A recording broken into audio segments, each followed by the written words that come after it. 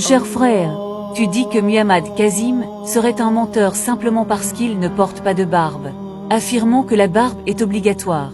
Mais est-ce vraiment un critère pour juger de la sincérité ou de la véracité des rêves d'un homme?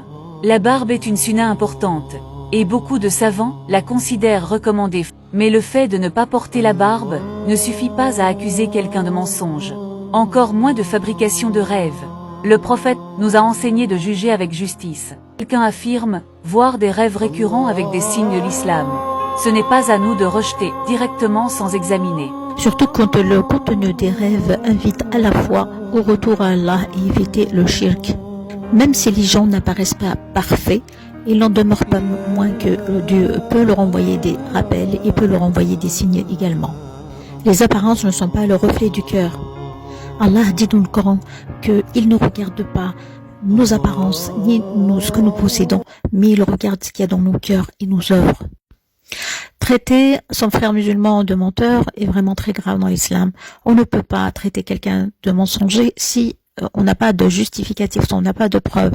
Par conséquent, il faut éviter ce genre de comportement. Allez plutôt jeter un coup d'œil sur ce que disent les rêves de Mohamed Kazim et qui traitent du shirk et de la foi en Dieu. Surtout les transformations physiques qui ont survenu ces derniers temps, notamment la repousse de ses cheveux extraordinaires alors qu'elle était chauve, et sa taille et ses pieds qui repoussent. Subhanallah.